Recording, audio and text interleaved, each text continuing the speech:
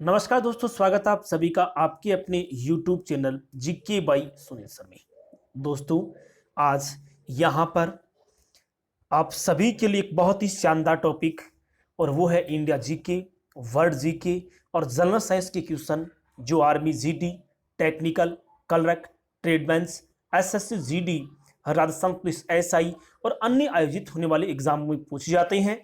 उसी प्रकार के कुछ महत्वपूर्ण क्वेश्चन जो एग्जाम में बार बार रिपीट होते हैं या फिर उनके एग्जाम में आने की पूरी पूरी संभावना रहती है, ऐसे ही क्वेश्चन लेकर मैं यहाँ पर उपस्थित हुआ हूँ।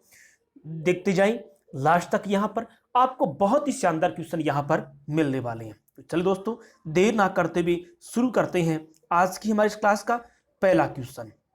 जैसा कि दोस्तों आप सभी को स्क्रीन पर दिखाई दे रहा है, क्वेश्चन है सूर्य के चारों ओर घूमने वाले खगोलीय पिंड क्या कहलाते हैं। दोस्तों, आंसर बताने से पहले मैं आपको बता देता हूं, अपने यहां पर क्वेश्चन की संख्या तो कम है, लेकिन कोशिश होगी एक क्वेश्चन में अधिकतम क्वेश्चन बताने की जो एग्जाम के दृष्टिकोण से बहुत ज्यादा महत्वपूर्ण होंगे। आपको यहां पर कुछ नई नई जानकारियां मिलेंगी और कुछ ऐसे क्वेश्चन भी आपको यहां पर मिलेंगे जो शायद आप पहली बार देखेंगे, पहली बार पढ़ेंगे और उनका आंसर आपको यहां पर मिलेगा। देखिए, सूर्य के चारों ओर घूमने वाले जो खगोलीय पिंड होते हैं उनको दोस्तों क्या कहा जाता है? ग्रह कहा जाता है। ठीक है, इसके अलावा दोस्तों अगर हम बात करें तो इन ग्रहों के चारों ओर जो खगोलीय पिंड गति करते हैं उनको हम क्या कहते हैं? उपग्रह कहते हैं। दोस्तों, क्या आप क्षुद्र ग्रहों के बारे में जानते हैं? तो दोस्तों, क्षुद्र ग्रह जो होते हैं ये सूर्य से दूरी के आधार पर अगर हम चलें तो पहले वाले चार ग्रह, पहले वाले चार कौन हैं? सबसे पहले बुध, उसके बाद शुक्र, उसके बाद पृथ्वी, उसके बाद मंगल और उसके बाद में यहां पर छोटे छोटे एक ग्रहों की पट्टी सी है और उसी पट्टी को क्या कहा जाता है? क्षुद्र ग्रह कहा जाता है। उसके बाद सौर मंडल का सबसे बड़ा ग्रह जो आता है वह कौन आता है? बृहस्पति आता है। दोस्तों, बहुत बार एग्जाम में पूछा भी जा चुका है कि मंगल और बृहस्पति के बीच ये छोटे खगोलीय पिंडों को क्या कहा जाता है? तो इनको दोस्तों क्या कहा जाता है? क्षुद्र ग्रह के नाम से जाना जाता है। और बहुत ही शानदार जानकारी दोस्तों मैं आपको यहां पर दूंगा पूंछल तारा के बारे में कि पूंछल तारा क्या होता है। दोस्तों, इसको धूमकेतु भी कहा जाता है। क्या कहा जाता है? धूमकेतु भी कहा जाता है। ये दोस्तों क्या होती हैं? चट्टान, धूल और जमी हुई गैस के कुछ कणों से बने हुए होते हैं।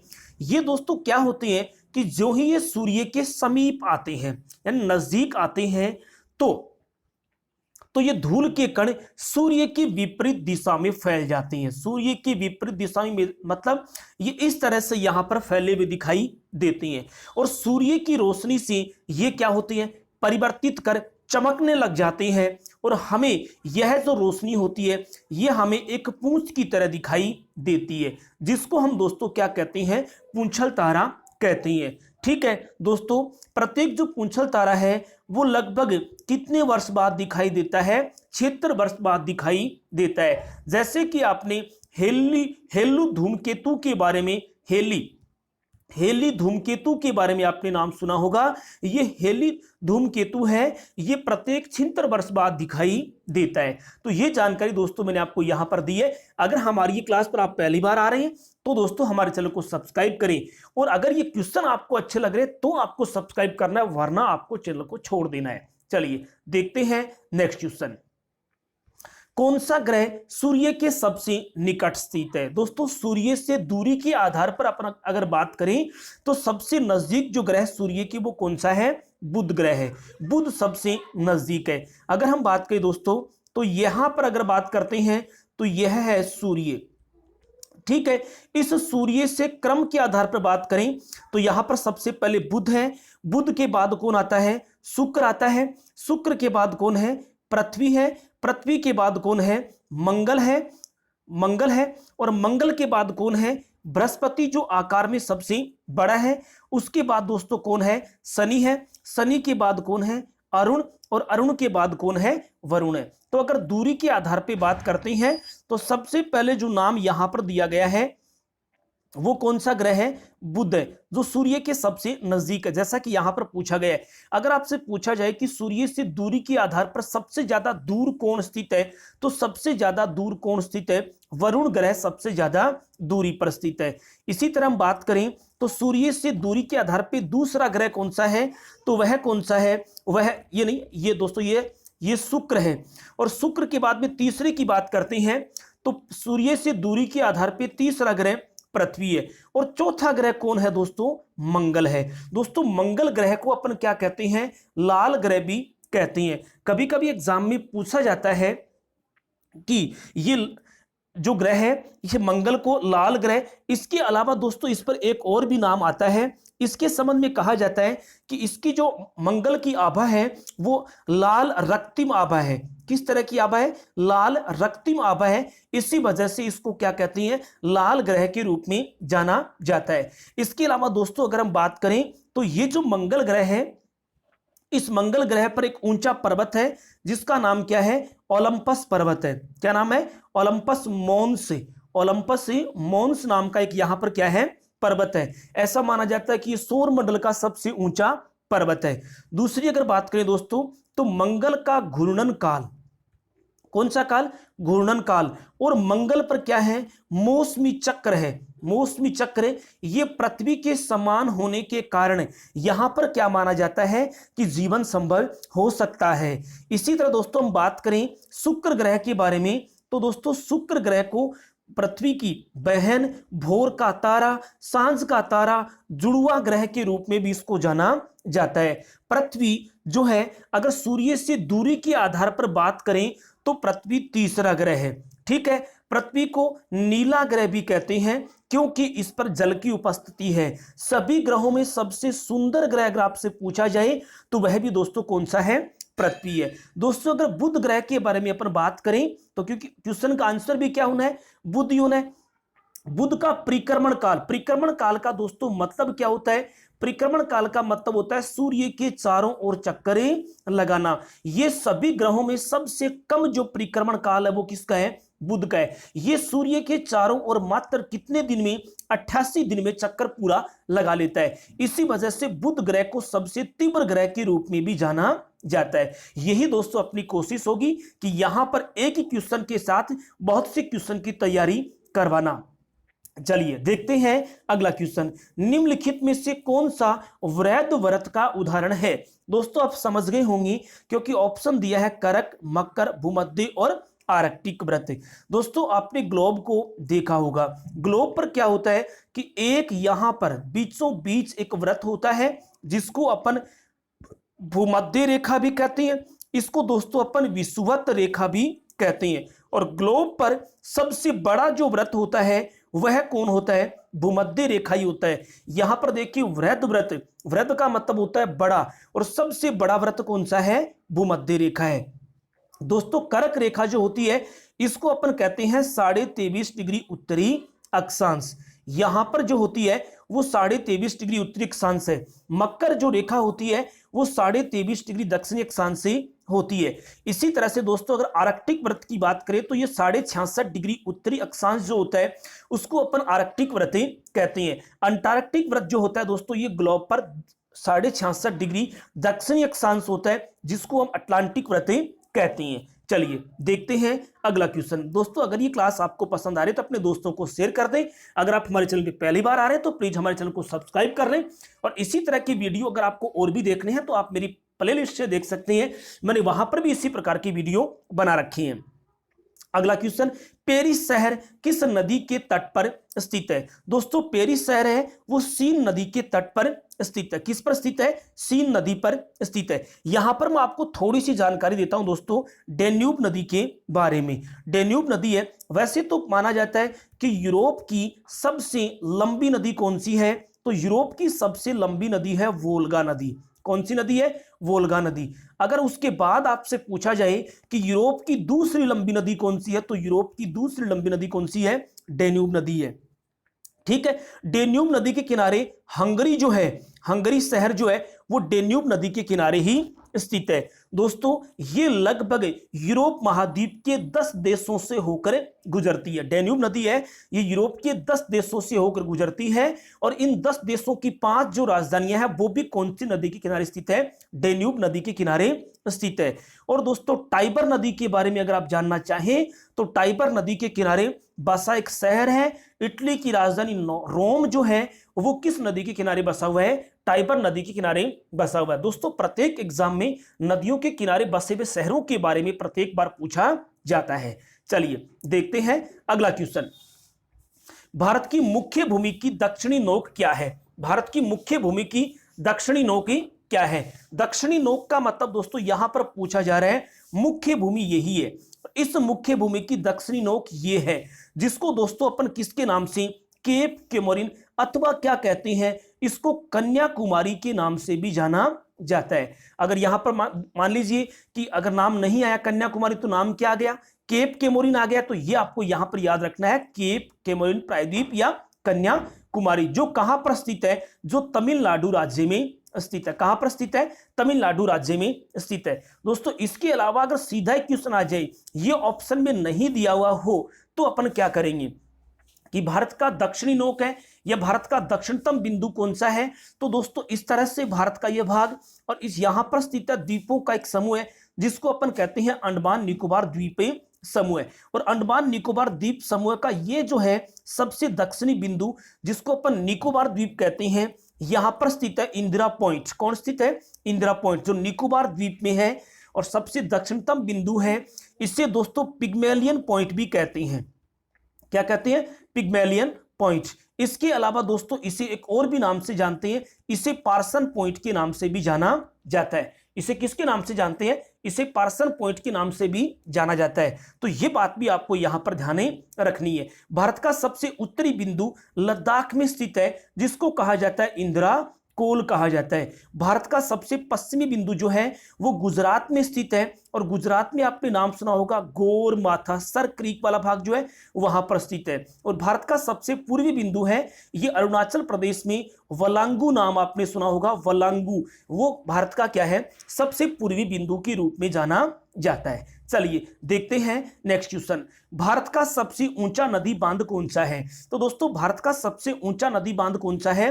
भाखड़ा बांध है। जो कौन सी नदी पर बना हुआ है? तो दोस्तों ये सतलज नदी पर बना हुआ है। कौन सी नदी पर है? सतलुज नदी पर। कौन से राज्य में बना हुआ है? तो दोस्तों याद रखना ये हिमाचल प्रदेश में बना हुआ है और हिमाचल प्रदेश का कौन सा जिला है? बिलासपुर जिले में बना हुआ है। ये भारत का सबसे यानी एशिया का सबसे ऊंचा कंक्रीट निर्मित बांध भी इसको माना जाता है कि भाखड़ा जो बांध है वो एशिया का सबसे ऊंचा कंक्रीट निर्मित गुरुत्व बांध की अगर बारे में पूछ जाए तो आंसर आपको क्या देना है? भाखड़ा बांध के बारे में ही बताना है। ठीक है दोस्तों, हीराकुंड बांध है ये भारत का सबसे लंबा बांध है, सबसे लंबा बांध है। और ये कौन सी नदी पर बना हुआ है? तो हीराकुंड बांध है ये महानदी पर बना हुआ है और महानदी को कहा जाता है उड़ीसा का शोक। ये उड़ीसा राज्य में बना है। सरदार सरोवर जो बांध है ये गुजरात में स्थित है। कहां पर स्थित है? गुजरात में। कौन सी नदी पर स्थित है दोस्तों? तो ये नर्मदा नदी पर स्थित है। टिहरी बांध कहां बना हुआ है? तो यह उत्तराखंड में बना हुआ है। कहां पर बना है? उत्तराखंड में। और ये कौन सी नदी के तट पर दोस्तों? तो याद रखना एक तो नदी का नाम भागीरथी और दूसरा भिलांगना जो है उन दोनों नदियों के संगम पर बना हुआ है टिहरी बांध, जो भारत का सबसे ऊंचाई पर स्थित बांध के रूप में इसे जाना जाता है। चलिए देखते हैं अगला क्वेश्चन। दोस्तों ये क्लास आपको कैसी लग रही है मुझे आप कमेंट बॉक्स में रिप्लाई जरूर करते रहें। गिर राष्ट्रीय उद्यान जो एशियाई शेरों के लिए प्रसिद्ध है कहां पर स्थित है? तो गिर शेर की एक प्रजाति दोस्तों और ये कहां पर है? तो ये गिर राष्ट्रीय उद्यान है जो कहां पर स्थित है? गुजरात राज्य में स्थित है। इसलिए यहां पर आंसर होगा गुजरात। चलिए देखते हैं नेक्स्ट क्वेश्चन। भारत में प्रथम रेलवे लाइन किसके शासन काल में बिछाई गई? भारत में प्रथम रेलवे लाइन है वो किसके शासन काल में बिछाई गई? तो दोस्तों इसका आंसर होगा लॉर्ड डलहौजी के शासनकाल में। अगर आपसे पूछा जाए कि भारत में प्रथम रेल कब चलाई गई तो भारत में प्रथम रेल दोस्तों 1853 ईस्वी में चलाई गई। कहां से कहां तक? ये मुंबई से थाने के बीच चलाई गई। किनके बीच में? मुंबई से थाने के बीच में 1853 ईस्वी में। और उस समय जब रेल लाइन बिछाई गई है उस समय शासक कौन थे? लॉर्ड डलहौजी थे। चलिए देखते हैं अगला क्वेश्चन। इसी प्रकार के बहुत ही शानदार शानदार क्वेश्चन आपको यहां पर मिलेंगे और आपको आगे साइंस भी मिलने वाली है, हिस्ट्री भी मिलने वाली है और इसके अलावा आपको यहां पर मिलने वाले हैं ज्योग्राफी और पॉलिटिकल के बहुत ही शानदार क्वेश्चन। निम्नलिखित में से किस नृत्य का उद्भव उत्तर भारत में हुआ माना जाता है? कि इसमें से कौन सा नृत्य है जिसका उद्भव उत्तर भारत में हुआ है? तो दोस्तों वह कौन है? कथक नृत्य। और भानु जी जो है वो कथक नृत्य के प्रसिद्ध नृत्यकार रह चुकी हैं। नेक्स्ट क्वेश्चन देखते हैं। नीचे दी गई लोक नृत्य, एक तरफ लोक नृत्य है और दूसरी तरफ राज्यों के नाम दिए गए हैं, सूची में किसका मिलान सही नहीं है? तो दोस्तों यहां पर आपको पता होगा इस सूची में पहला ऑप्शन ही सही नहीं है, क्योंकि बिहू जो है वो कौन से राज्य का प्रसिद्ध लोक नृत्य है? वो असम राज्य का प्रसिद्ध लोक नृत्य है। भांगड़ा पंजाब का प्रसिद्ध है, डांडिया गुजरात का है और नौटंकी कहां का है? उत्तर प्रदेश का। तो ये बातें भी आपको यहां पर याद कर लेनी है, क्योंकि इनको भी एग्जाम में पूछा जा सकता है। Next question. अल्बर्ट आइंस्टीन कौन सा वाद्य यंत्र बजाने में निपुण थे? अल्बर्ट आइंस्टीन है वो इसमें से कौन से वाद्य यंत्र को बजाने में निपुण थे? तो दोस्तों वो वायलिन बजाने में क्या थे? निपुण थे, अल्बर्ट आइंस्टीन। चलिए नेक्स्ट क्वेश्चन। लोक चित्रकला मधुबनी किस राज्य में लोकप्रिय है? लोक चित्रकला मधुबनी चित्रकला भारत के कौन से राज्य की प्रसिद्ध है? तो दोस्तों ये बिहार राज्य की प्रसिद्ध है और ये एसएससी जीडी में, आर्मी के एग्जाम में, आरआरबी, रेलवे ग्रुप डी में बहुत बार ये क्वेश्चन पूछा भी जा चुका है। देखते हैं अगला क्वेश्चन। अगर आप हमारे चैनल पे पहली बार विजिट कर रहे हैं तो प्लीज हमारे चैनल को सब्सक्राइब जरूर करें, लाइक करें और शेयर करें और हमें कमेंट बॉक्स में बताएं कि ये क्वेश्चन और क्लास आपको कैसी लगी है। इनमें से सबसे बड़ा महाकाव्य कौन सा है? तो दोस्तों सबसे बड़ा महाकाव्य है वो कौन है? महाभारत को विश्व के सबसे बड़े महाकाव्य के रूप में जाना जाता है। नेक्स्ट क्वेश्चन देखते हैं। मुगलों ने नवरोज का त्योहार लिया है किन से? दोस्तों आपको पता होगा मुगलों में मुगल बादशाह अकबर ने भारत में नवरोज के त्योहार की शुरुआत करी, लेकिन यह त्योहार मूल रूप से किनका है? तो दोस्तों यह त्योहार मूल रूप से पारसी लोगों का है। किनका है? पारसी लोगों का। दोस्तों नवरोज का शाब्दिक अर्थ क्या है? तो नवरोज का शाब्दिक अर्थ होता है नया दिन। क्या होता है? नया दिन। ये पारसी लोग नव वर्ष के मतलब वर्ष के पहले दिन को नवरोज त्योहार के रूप में मनाते हैं। इसी तरह ये नवरोज जो है ये पारसियों का है और ये एक ईरानी नव वर्ष भी है। ये ईरानी कैलेंडर का पहला दिन भी इसको माना जाता है। और नवरोज जो है ये प्रतिवर्ष कब मनाया जाता है दोस्तों? तो ये लोग प्रतिवर्ष 21 मार्च को मनाते हैं। कब मनाते हैं? 21 मार्च को मनाया जाता है। लेकिन अगर आपसे पूछा जाए कि भारत में सबसे पहले नवरोज त्योहार की शुरुआत किसने करी? तो दिल्ली के बलबनी वंश के एक शासक थे जिनका नाम क्या था? बलबन नाम था, जिन्होंने भारत में सबसे पहले नवरोज त्योहार मनाया। मुगलों में सबसे पहले अकबर ने और दुनिया में कौन लोग हैं? पारसी लोग इस त्योहार को मनाते हैं। चलिए देखते हैं अगला क्वेश्चन। भारत में सबसे बड़ा हिंदू मंदिर श्रीरंगा मंदिर कहां स्थित है? भारत का सबसे बड़ा हिंदू मंदिर, एग्जाम आरआरबी एग्जाम मुंबई में इस क्वेश्चन को पूछा जा चुका है। श्रीरंगा मंदिर कहां पर स्थित है? तो दोस्तों ये तिरुचिरापल्ली में स्थित है। इसे भी याद कर लेना, बहुत ही शानदार क्वेश्चन है। अगला, भारतीय संविधान में राज्य के नीति निर्देशक तत्व कहां से ग्रहण किए गए हैं? नीति निर्देशक तत्व कहां से लिए गए हैं? याद रखना दोस्तों, इनको आयरलैंड से ग्रहण किया गया है। और आप सभी के लिए मैं क्वेश्चन छोड़ता हूं, ब्रिटेन से भारत ने क्या लिया, पूर्वीय सोवियत संघ से क्या लिया है और फ्रांस से भारत ने क्या लिया है? इन तीनों क्वेश्चन का आंसर मुझे आपको कमेंट बॉक्स में बताना है। चलिए देखते हैं अगला क्वेश्चन। संसद के किस सदन को प्रतिनिधि सभा भी कहा जाता है? संसद की कौन से सदन? दोस्तों आपको पता होगा संसद के वैसे 3 सदन होते हैं, लोकसभा, राज्यसभा 2 सदन और एक संसद मिलकर बनी होती है राष्ट्रपति के द्वारा। सदन तो 2 ही होती है, लेकिन अगर संसद का अंग माना जाए तो राष्ट्रपति भी उसका क्या एक अभिन्न अंग है, अभिन्न भाग है। तो प्रतिनिधि सभा के रूप में जाना था किसको? लोकसभा को। ठीक है, लोकसभा को दोस्तों निम्न सदन भी कहते हैं। लोकसभा को लोकप्रिय सदन भी कहा जाता है। एग्जाम में क्वेश्चन पूछा जाए कि निम्न में से किसको लोकप्रिय सदन कहते हैं तो वो कौन है? लोकसभा। दोस्तों राज्यसभा जो है इसको उच्च सदन भी कहते हैं? कि निम्न में से किसको उच्च सदन कहते हैं? राज्यसभा को। ठीक है दोस्तों, राज्यसभा एक कैसा सदन होता है? राज्यसभा एक स्थायी सदन होता है। ये बात भी आपको यहां पर याद रखनी है। और अपने क्वेश्चन का आंसर दोस्तों क्या हो गया? लोकसभा प्रतिनिधि सभा के रूप में जानी जाती है। अगला क्वेश्चन बहुत ही शानदार, हालांकि आंसर मैंने आपको पहले बता दिया कि निम्नलिखित में से संसद का अभिन्न भाग कहा जाता है किसको? तो लोकसभा और राज्यसभा दोनों संसद मिलकर, और तीसरा जो राष्ट्रपति है वो इनका क्या है? एक अभिन्न भाग है। तो क्वेश्चन का आंसर हमारा क्या होगा? सी। संसद के दो सदन, लोकसभा और राज्यसभा। संसद मिलकर बनी होती है, लोकसभा, राज्यसभा और कौन? राष्ट्रपति। इसी वजह से राष्ट्रपति को संसद का अभिन्न अंग माना जाता है। अगला क्वेश्चन देखते हैं, संसदीय प्रणाली वाली सरकार को अन्य किस नाम से जाना जाता है? कि संसदीय प्रणाली वाली ये जो सरकार है इसको और किस नाम से जानते हैं? तो दोस्तों उसको संघीय सरकार के नाम से जाना जाता है। याद रखें, बहुत ही शानदार और कंफ्यूज करने वाला क्वेश्चन है। नेक्स्ट क्वेश्चन, अब साइंस स्टार्ट हो चुकी है। देखते हैं, कैंसर के उपचार के लिए प्रयुक्त रेडियो आइसोटोप क्या है?